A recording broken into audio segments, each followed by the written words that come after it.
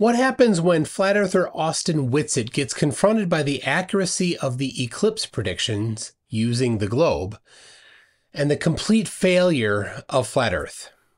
We will find out today, but first I need to preface this by playing a challenge to me from flat earther Jaron. MC Toon, he did a video today. Smart people don't go around calling other people stupid all day long, through and through.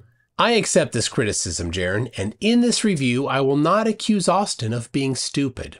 Instead, I will assume he has fully versed in the topic and has a deep, accurate understanding of all its necessary aspects. Let's see how that goes. Recently, Austin debated hate preacher Jonathan Shelley. My review of the debate is in the YouTube description.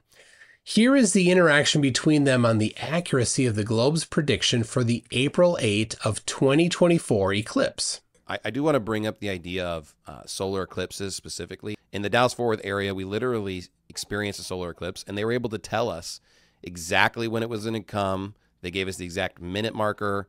They could tell us, and you can even see one of those plotted down there.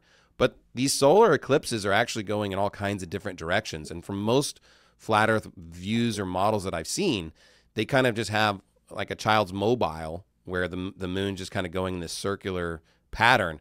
Well, that wouldn't fit these solar eclipses, nor does the flat earth model give you any prediction as to tell you when these solar eclipses are going to happen. Whereas the heliocentric model literally does give you these predictions, and they're accurate. So to me, that's not something that we just like made up. I really did see the solar eclipse.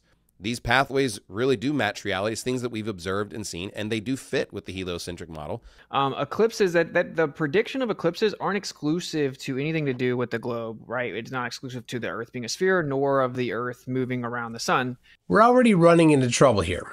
There are no flat Earth predictions of the path, start time, stop time, the size of the totality, or anything. Applying flat Earth geometry, nobody can even predict the day of an eclipse. The recent eclipse path that crossed from Mexico to Maine was predicted only by applying globe geometry. Since I'm assuming that Austin has a deep, accurate understanding, he must know that there is no flat Earth prediction for eclipses.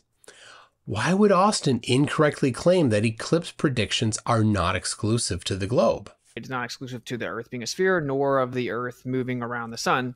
It comes back, funny enough, from the Babylonians, the Chaldeans, like 2500 BC, of the sterile cycle that was built upon before that. I will give Austin credit here. He has really mastered his craft. And what is this craft? Deception. He is spectacular at weaving together lies to form a tapestry of deceit. An unwary viewer will hardly notice this construction, but it's clear when you know the topic well. I'll point out the layers of lies as he builds them. The first layer has already been laid down. He previously introduced the lie that eclipse prediction is not exclusive to the globe. Now he shifts the topic, but in a sly way. The topic was about the accuracy of the globe-based predictions for the eclipse to the minute. They gave us the exact minute marker. But he changed it to how the Chaldeans predicted eclipses. The Chaldeans identified a repeating mathematical pattern in eclipse timings, today called the Saros cycles. But Saros cycles only predict the approximate date. That's it. Not the path, not the time to the minute, which is the current topic. Since it's based completely on a repeating numerical pattern, there isn't even any geometry used, so it doesn't even apply to the shape of the Earth at all. Did you catch that sly deception? You can actually go to adl.place. That's the Anti-Disinformation League, so it's the good ADL. This is a side topic, but the ADL is the Anti-Defamation League, an organization that fights against anti-Semitism. Austin took the time to disparage them. The fact that Austin calls the organization fighting against anti-Semitism the not good ADL informs us a lot about where he stands on that topic. And you'll find all of this mapped out on a plane. We can perfectly map out exactly when it's going to happen on a plain Earth, and the sun and the moon, they have their specific cycles. They even change like relative positions throughout time, and it's just a cycle that repeats. Austin applies the next threads to the deception tapestry by mentioning this ADL website.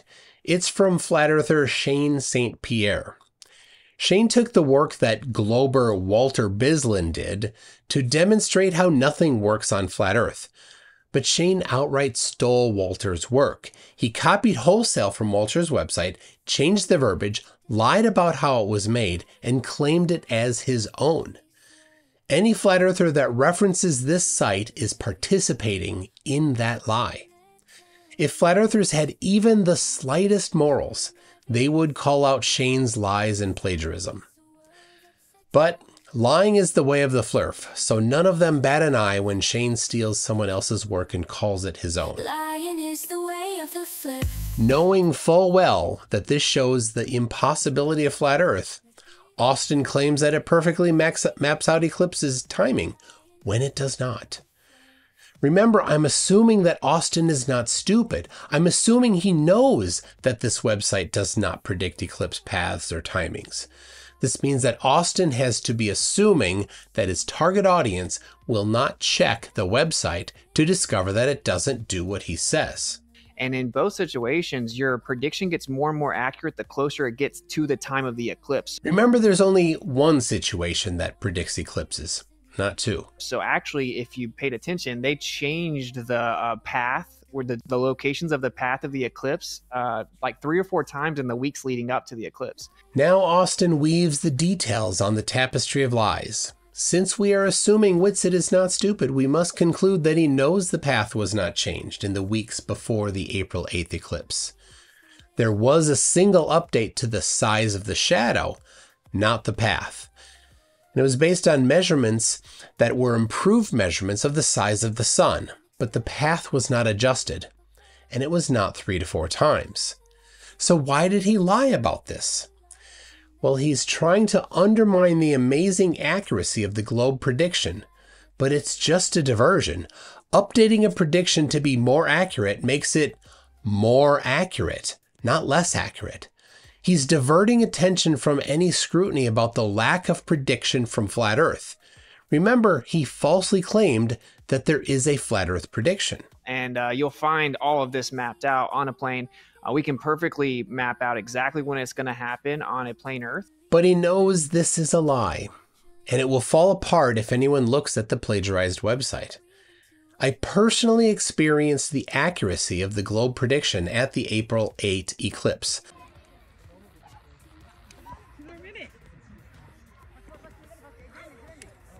It's here.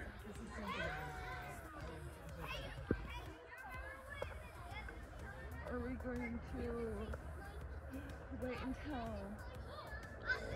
I used an app on my phone to call out when the moment of totality would happen. It was accurate, and it was based on the globe. Even in like the mainstream perfect model and all this stuff, right? Because it isn't about the model, it's about the sun and moon. They have a cycle that there's an eclipse cycle that we can narrow down over the course of thousands of years. And so, yeah, all of that can, like exactly when the eclipse will be, all of that is exactly the same, regardless of if you think the Earth's a globe or flat, or whether if you think it's moving or it's not moving. Uses specific observational pieces of data that aren't exclusive to either one of them. Here he ties the tassels on the edge of the tapestry of deceit. He is claiming that eclipses are just a repeating pattern.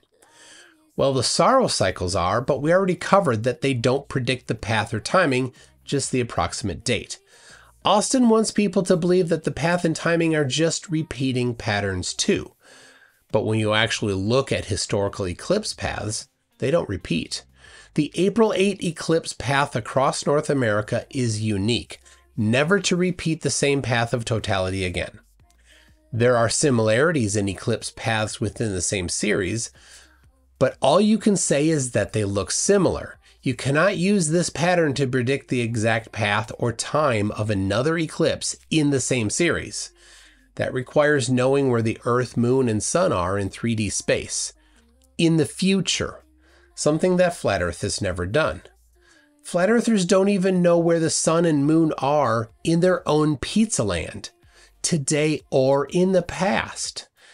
When you use flat Earth geometry to measure the height of the sun or moon over the Terra Tortilla, you get wildly different heights for every location on the Earth at the same moment in time. How could anyone predict eclipses if they don't even know where the sun and moon are? But Austin has diverted the uncritical viewer away from the fact that flat Earth has no model. Flat Earth has no predictions. Flat Earth is not useful.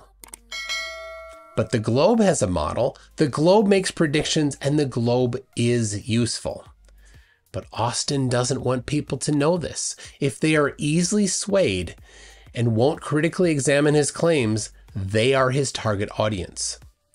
So saddling up to the Witsit word salad buffet, he's got another full helping for the gullible. Refusing to believe the lies come so naturally, like whispers in the surf. Lying is like breathing to a flirt. Lying is the way of a flirt, bending every truth, rejecting every fact. Like breathing, it's so easy they don't see the worth. Lying is the way of